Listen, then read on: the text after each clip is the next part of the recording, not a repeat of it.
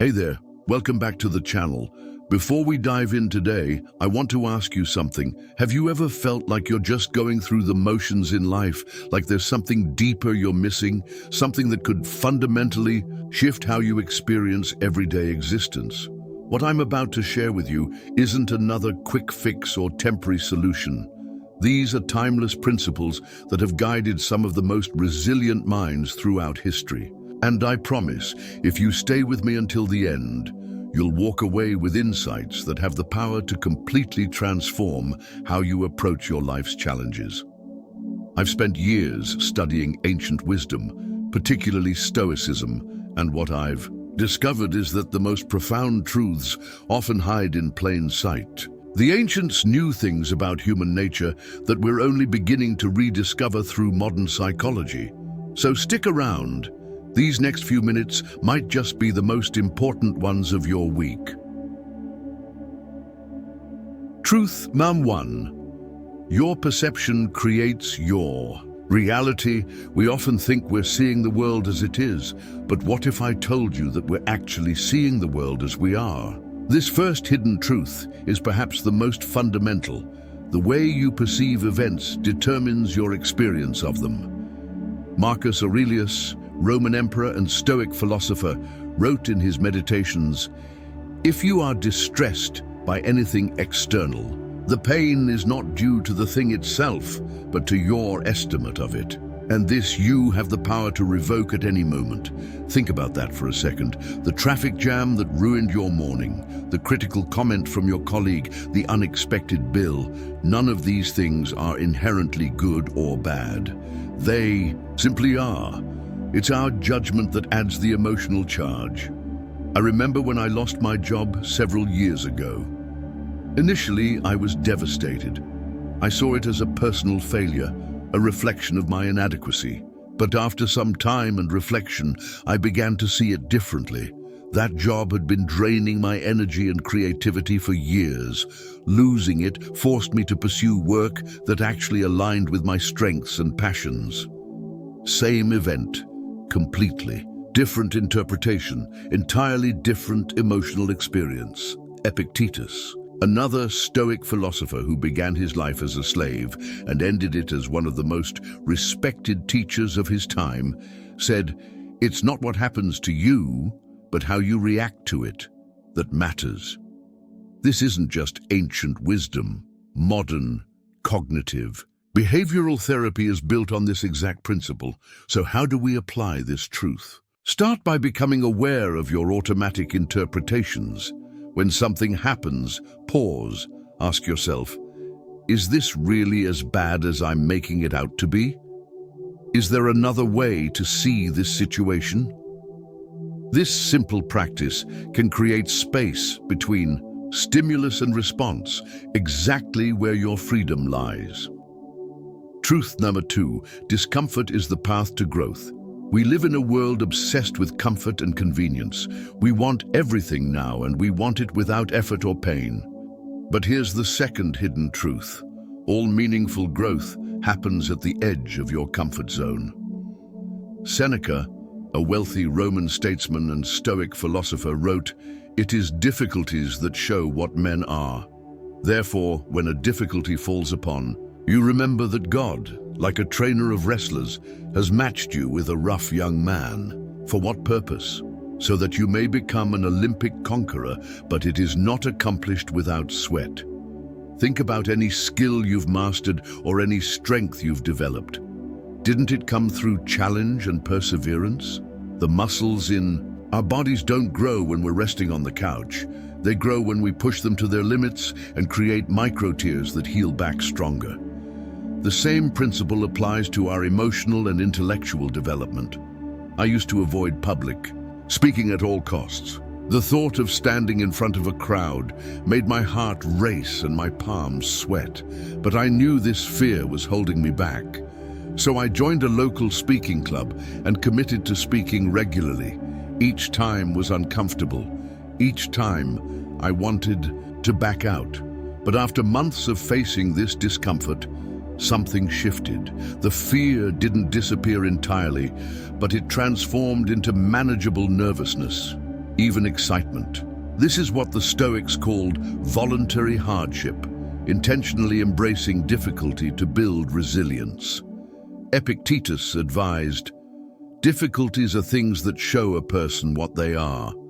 In times of prosperity, it is easy to find a friend, but in times of adversity, nothing is so difficult." How can you apply this truth? Identify one area of your life where you've been avoiding discomfort. Maybe it's a difficult conversation you need to have, a skill that intimidates you, or a healthy habit that requires discipline.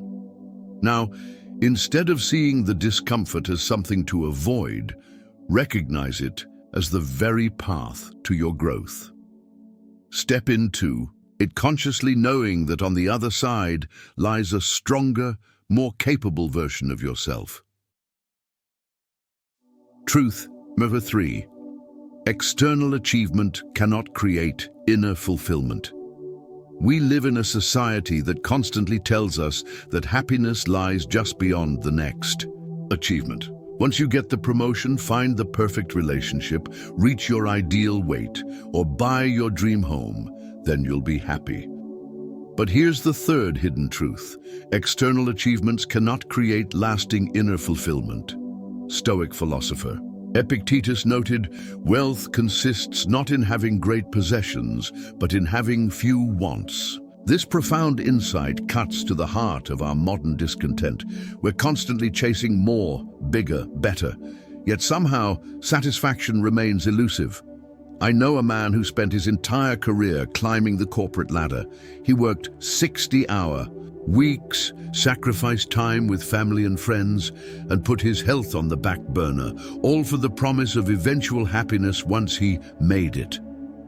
When he finally reached the executive suite, he found himself wealthy but empty, successful by external standards but unfulfilled within.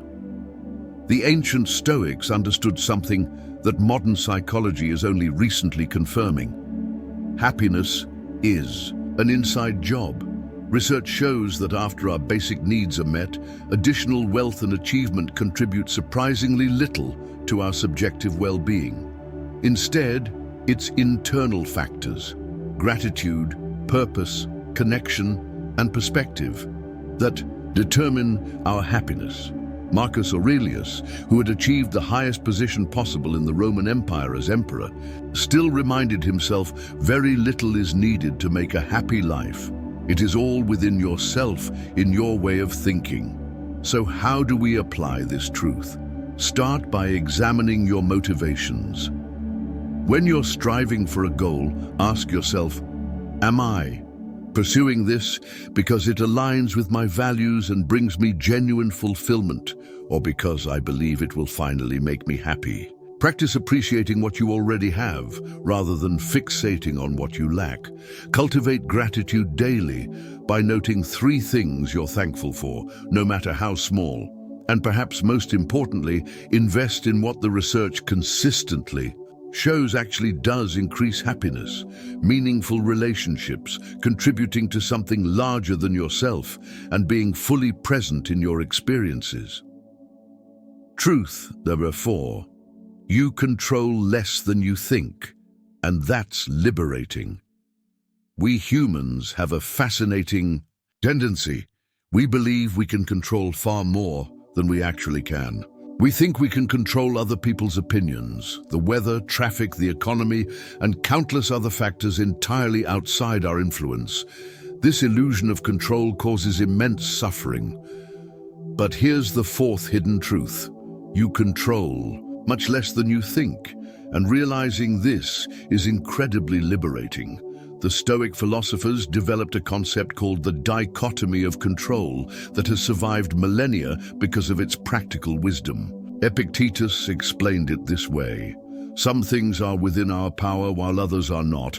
Within our power are opinion, motivation, desire, aversion, and in a word, whatever is of our own doing. Not within our power are our body, our property, reputation, office, and in a word, whatever is not of our own doing. Think about how much mental and emotional energy you've wasted trying to control uncontrollable circumstances.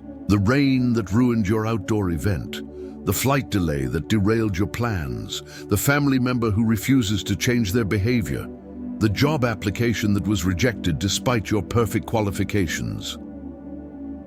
I remember anxiously checking weather forecasts for weeks before my outdoor wedding, becoming increasingly stressed as the predicted chance of rain increased. I couldn't enjoy the lead-up to one of life's most significant moments because I was fixated on something I couldn't control.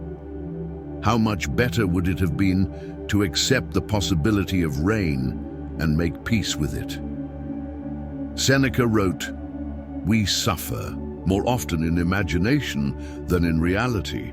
Much of this suffering comes from our desperate attempts to control the uncontrollable and from catastrophizing about what might happen if we can't.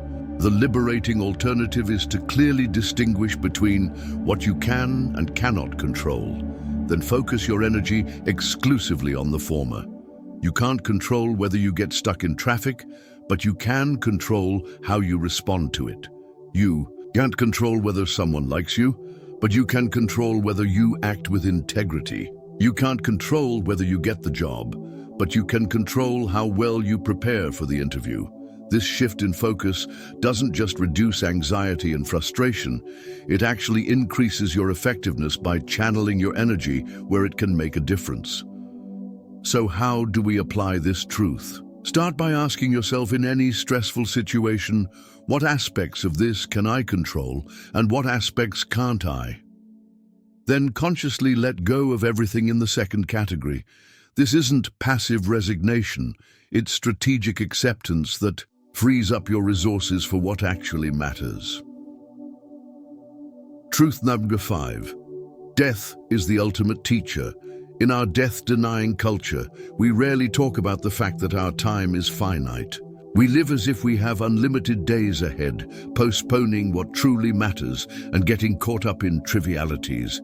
But here's the 5th hidden truth. Contemplating your mortality is the ultimate clarifying force. The Stoics practiced what they called memento mori. Remember that you will die. Far from being morbid, this practice was intended to enhance life by putting everything in perspective. Marcus Aurelius reminded himself, "You could leave life right now. Let that determine what you do and say and think." In other words, live each day as if it might be your last, not in a hedonistic sense, but in a way that prioritizes what truly matters. Imagine you knew you only had 1 year left to live. What would suddenly become important? What grudges would you drop? What risks would you take? What conversations would you have? What would you stop postponing? I had a profound experience with this truth when my father was diagnosed with terminal cancer. In those final months, I witnessed how the proximity of death stripped away everything superficial. Petty conflicts that had seemed so important suddenly became meaningless. The simple moments, sharing a meal, holding a hand, watching the sunset, became precious beyond measure. Seneca wrote, "It is not that we have a short time to live, but that we waste a lot of it." Life is long enough, and a sufficiently generous amount has been given to us for the highest achievements if it were all well invested. How do we apply this final truth? Try this practice. At the end of each day, ask yourself, if today were my last day, would I be satisfied with how I lived it? This isn't about inducing anxiety, but about ensuring that your days align with your deepest values. Consider creating a deathbed list rather than a bucket list, not of exotic experiences you want to collect, but of what you would regret not having done, said, or become. Then start living accordingly. Bringing it all together, as we wrap up, let's connect these 5 hidden truths. Your perception creates your reality. Discomfort is the path to growth. External achievement cannot create inner fulfillment. You control less than you think, and that's liberating. Death is the ultimate teacher. These truths aren't new. They've been recognized by wise people across cultures and throughout history. The Stoic philosophers articulated them with particular clarity over 2,000 years ago, and yet they remain hidden to many of us as we navigate our daily lives. The power lies not just in knowing these truths intellectually, but in living them, in making them the foundation of how you respond to life's inevitable challenges and opportunities. As Epictetus said, don't explain your philosophy, embody it. That's the invitation I'm extending to you today. Don't just nod in agreement with these principles, test them in the laboratory of your life. See what happens when you shift your perception of difficult events, when you deliberately step into discomfort for the sake of growth, when you seek fulfillment within rather than from external achievements, when you focus only on what you can control, and when you live with an awareness of your mortality. I believe that integrating even one of these truths can profoundly change your experience of life. Embracing all five can be truly transformative. I'd love to hear which of these resonated most deeply with you, or if there are other hidden truths you've discovered in your own journey. Drop your thoughts in the comments below, and if you found value in this video, please consider sharing it with someone who might benefit. Until next time, remember the words of Marcus Aurelius. The happiness of your life depends upon the quality of your thoughts.